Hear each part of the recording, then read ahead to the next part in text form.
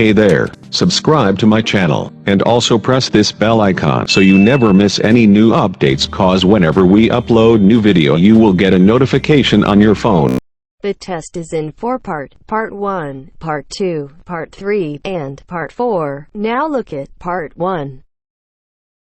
Part 1.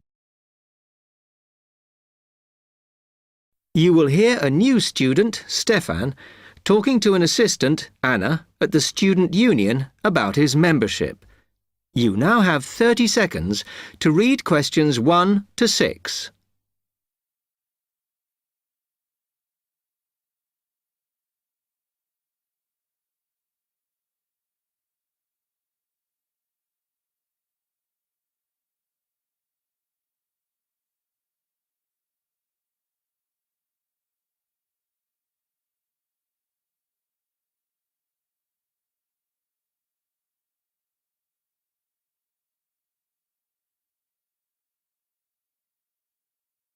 Hi, can I help you?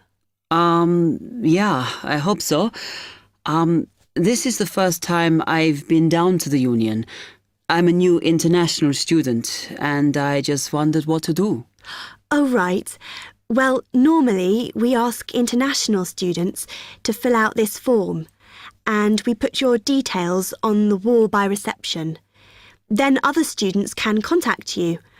It's a way for everybody to get to know each other. It can be a bit lonely otherwise. Oh, I see. What's your name? I'm Anna, by the way. It's Stefan Unger. OK, well, just write that there, next to name, and then fill in the rest. Right. What does it mean, degree program? Oh, just if you are an undergraduate or a postgraduate. Or maybe you're just here for a short course? I'm a postgraduate. Do I need to say what in? Not really. It's too much detail. But you should put your department, so people who have the same interests or problems as you can get in touch. So I'm studying marine construction, so for department, do I put down the science faculty then? Just your actual department. That must be engineering, no? Oh, I see, yes. Then if you list what you like doing in your free time, not that we ever get any when we're studying, and maybe you can meet up with someone socially, or to join a club or something. Well, I like lots of things. Shall I just list them? My advice is to just put 1 or 2, like football and films or whatever. Otherwise, you'll get so many invitations, you won't get any time to work. OK. I think I'll just list computer games, as that's my big interest. Oh. I haven't played football for ages. I may start to play once I get settled. Now, let's see. Next thing is languages. Yes, we find many of the international students get a bit tired of speaking English all the time. Sometimes they like to speak to someone in their own language. It's up to you. That is a good idea. I presume I don't need to put English down. Oh, no. I put Italian and French. I can only speak German, my mother tongue. OK, well, that's fine. Just put that. What does accommodation mean? Is that my address? We're trying to find similarities between people, and some people live in hall, some are in flats, some are in bedsits. So it helps if you say. I'm in hall, though I'd like to be in a flat, but that won't happen till the end of the first term. Put where you are now. You can always change it later. Then finally, just put your phone number. I haven't really got one. I haven't sorted out a mobile yet. Well, it's going to be difficult for people to contact you then, isn't it? Why don't you put the union one and we'll take messages for you? OK. It's 02950 659 003. Have you got that? Yes. OK then. You now have 30 seconds to read questions 7 to 10.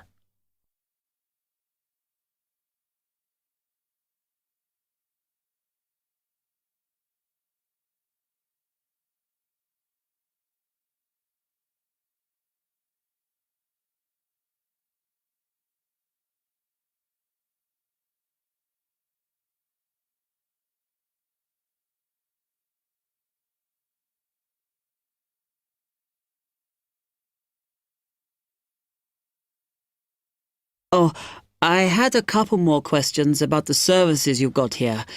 It says there's a photocopier here. Yes, you need to get a card from the shop, and then it's available to all students in the mornings. The union uses it after 1 p.m. Okay. I see also the union organises loads of events. Are they always held here in the union building? It looks big enough. If you're interested in something, you should check the poster or our website. In fact, we normally use the Round Theatre, opposite the conference centre for most events, because the sound system is better. Right, I'll do that. Also, I wanted to hire a van. Can I do that through you? No. You need to present a case, really. They're not just available for hire to anyone. The president said we have to limit who is allowed to hire them. The person you need to see is the transport secretary. She's on the 2nd floor. Okay, thanks. The other thing is, are all the discounts we get with our union card listed on the back of the card? I thought there might be more. No, that's it, I'm afraid. Mainly books, clothes and music. Though we are currently negotiating to get one on newspapers, so that should be valid from next term. Okay, thanks a lot for your help.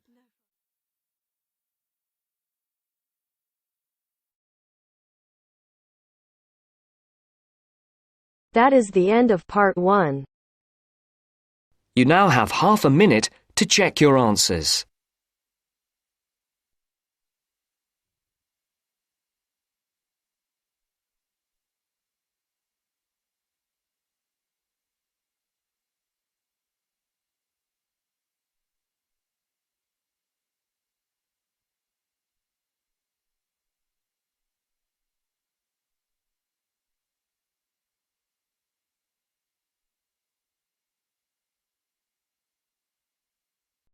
Now turns to part 2. Part 2. You will hear a talk on local radio about a short film festival in the town of Adborn. Now you have some time to look at questions 11 to 16.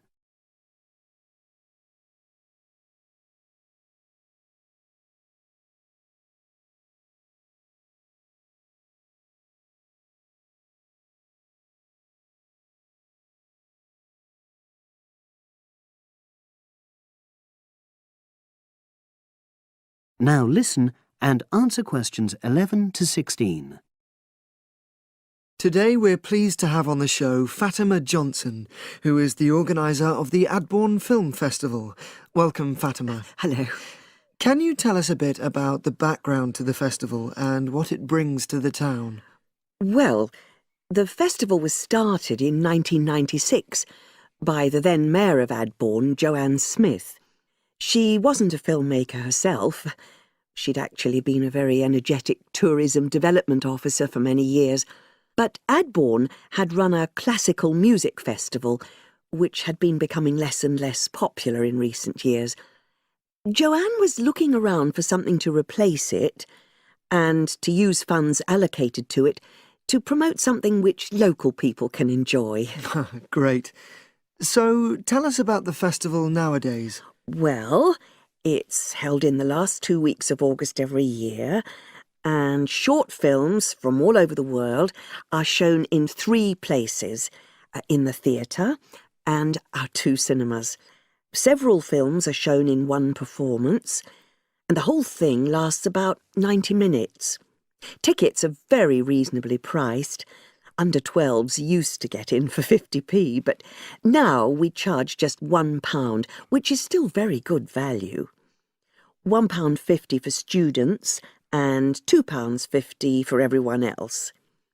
Performances are advertised all round town and also on our website, www.adbournefest.com. If you're interested in attending any performance, you can buy tickets online, of course, and you can also get them in the library, which is right next to the main shopping area. I'm afraid this year tickets are no longer available from either of the two cinemas because of restricted opening times.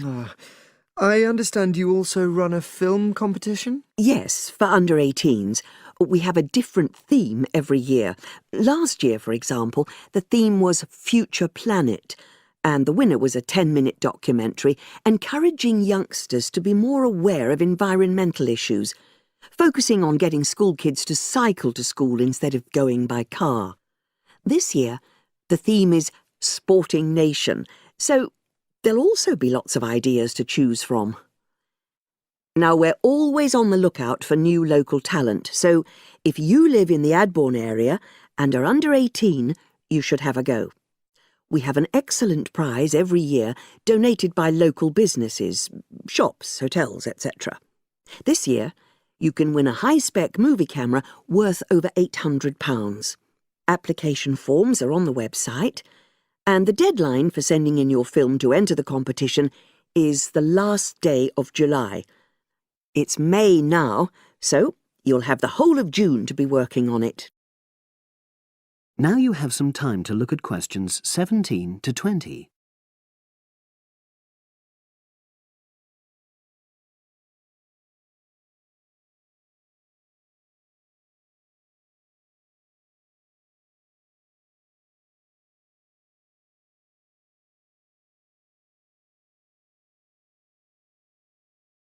Now listen and answer questions 17 to 20.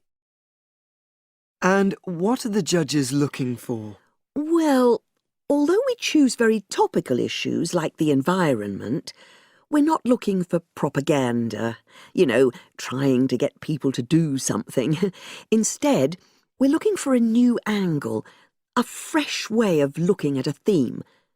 And of course, because it's a short film festival, it's not really about a fully worked story with well-rounded characters. It's more about good photography, conveying things visually. And who judges the films? A panel of 3 people who know a lot about film. We've used the same judges for many years, and we're very happy with their expertise. One thing we probably will change next year, though, is we want to add another class and another prize for older filmmakers. We'll keep it at a maximum of 10 minutes, though. The length works well for our festival. We also want to use different venues for the film shows, such as community centres and at least one school. It might make performances more accessible to a wider audience.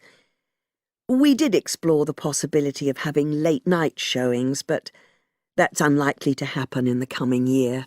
So, as I say, if anyone's interested in submitting a film for our competition, go onto our website and you'll be able to access everything.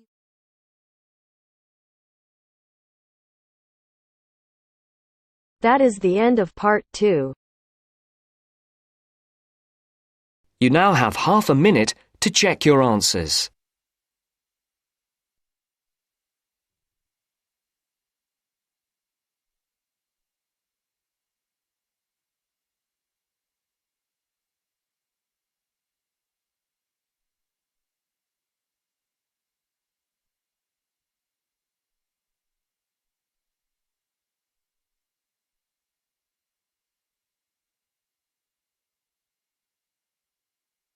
Now turns to part 3. Part 3. Maria is a student at university. She has handed the first draft of an essay to her tutor.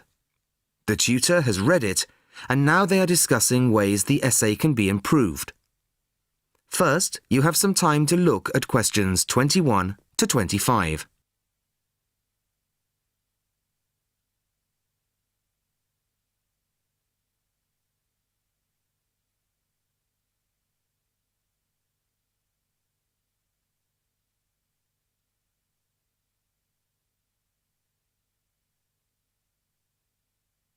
Listen carefully to the first part of the conversation and answer questions 21 to 25. Well, Maria, I have to say I was quite impressed by your essay. It's a big improvement on the last one. Really? I'm glad. I put a lot more work into this one. I really spent ages on it. And it shows. You've addressed most of the problems I pointed out last time. In particular, the style and language are much more appropriate for an academic essay. So that aspect is okay? Absolutely. If you carry on like this, you shouldn't have any significant problems in that department. That's a relief. I've been quite worried about that, although I've been reading a lot of other essays to try to get the right style. Well, I'd say you've been successful. There are just one or two minor things you could look at. Your punctuation's quite basic. It's really just full stops and commas. And parentheses. Brackets? Yes, brackets if you prefer. In academic writing, these are best used only occasionally, if at all. You use them rather too often. Okay, I see. And I'm sorry to mention it, but your spelling. I know. But I'm working on a foreign computer. The spell checker doesn't work for English. Are you sure? Have you tried changing the setting to English? No, I haven't. Well, I should see if that's possible. I haven't marked you down this time, but, well, some of my colleagues are a bit old-fashioned about spelling. I'd try to get that sorted out if I were you. Okay, I understand. I'll try to change the setting. Before you hear the rest of the conversation, you have some time to look at questions 26 to 30.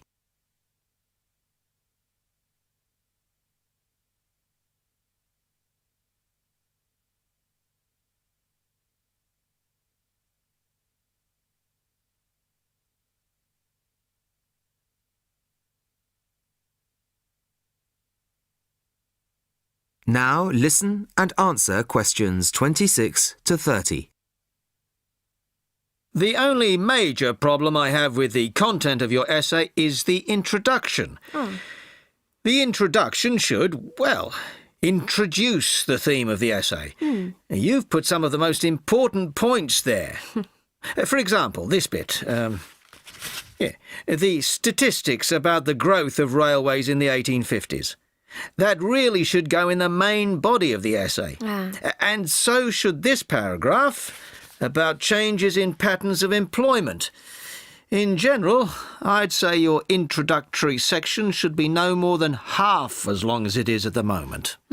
Okay. And I should move those points forward? Precisely. And going back to the railways, they're one of the most significant factors for change in this period. But apart from those statistics in the introduction, you only briefly mention them. I'd like to see a lot more on that, and the influence the expansion of the railways had on patterns of social and economic behaviour. You mean how with the railways people could travel to find work and could meet people from other areas? Exactly. Then in the midsection, well, it's not a big thing, but this quotation from the Times. You think it's too long? Well, you said it. I couldn't think of a way to shorten it. Do you think it's really necessary? You mean I could just get rid of it? Yes. You've already made the point and backed it up with other evidence. The quotation's redundant, really. Okay. Well, that'll be easy. There were various other minor points, which I've noted in the margins. You can look at those later. But moving forward to the end here, I wasn't quite sure what this meant. The final paragraph? Yes. Are you saying that, on the whole, the changes of the mid-19th century tended to improve the lives of ordinary people or not? It's not very clear. It's not? No, it isn't. I'd add a few lines clarifying your position. Okay. When do you want the final draft? No, the end of term will be fine. But there was just one other thing, the bibliography. Did you really read all these books? No. Just the books you actually consulted will be fine. You don't need to include everything ever published on the subject. Right, okay. Thanks. Bye. Goodbye.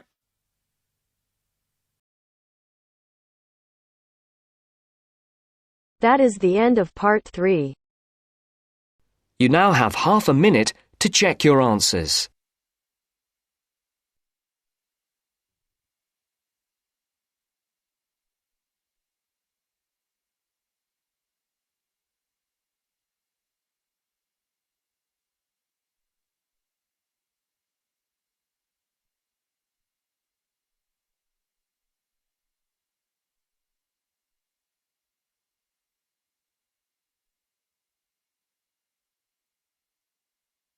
Now turns to part 4. Part 4. You will hear a talk from a series of lectures on the survival of our planet. Professor Samson talks about endangered species of flora and fauna. First, you will have half a minute to look at questions 31 to 40.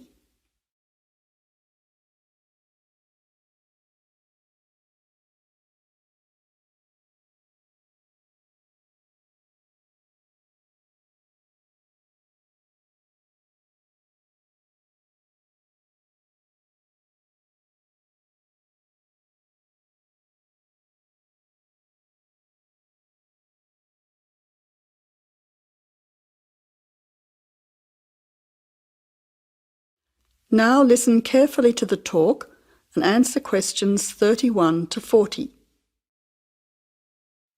Good afternoon, ladies and gentlemen.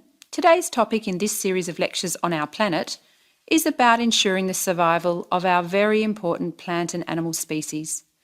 In this lecture, I want to discuss one way that we can do this. No one will ever see a huge dinosaur thundering through the forest. No one will ever see a paradise parrot flash its rainbow colours across the sky. The fact is that many animals and plants have been wiped out. Sadly, they are extinct. It is too late for them. Extinction is forever. We can't do anything about the species that have already disappeared. But today, there are many animals and plants that could still become extinct in the future if we do not act now. They are endangered. The African elephant and rhinoceros have become endangered because of the value of their tusks. Australian parrots and reptiles are smuggled onto planes because certain people in other countries are prepared to pay thousands of dollars for them. And there are many other species around the world that are endangered because they no longer have a place in which to live and reproduce safely. The main cause of extinction is the destruction of habitats. A habitat contains all that a living thing needs to survive: space, light, water, food, shelter, and opportunities for reproduction. The population of the world is growing rapidly, and this is placing great demands on land and resources for housing and for growing food. When vegetation is cleared and swamps are drained for agriculture, mining and suburbs, or when rivers are dammed to store water, plants are destroyed and animal life is threatened. In other words, humans are changing and destroying the habitats of animals and plants, which is in turn reducing their chances of survival.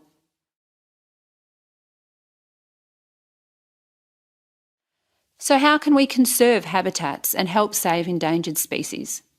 Well, one way is to protect their habitats permanently in national parks or nature reserves. National parks have been created in many countries.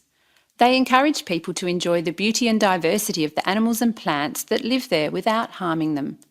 By supporting and visiting these parks, people can become more aware of the species that live there and how the parks work to protect them. It is very important that, when visiting a national park, we keep them safe for future generations of plants and animals by obeying a few rules.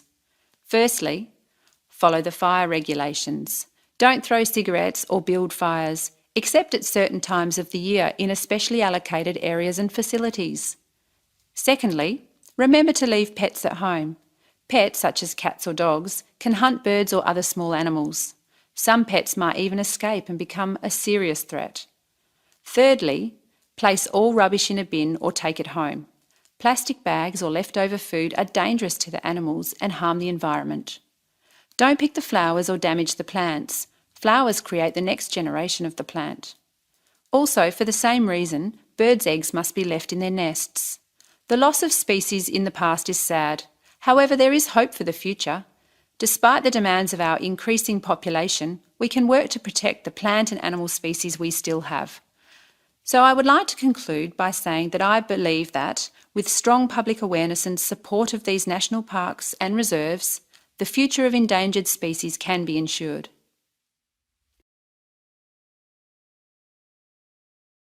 That is the end of part 4.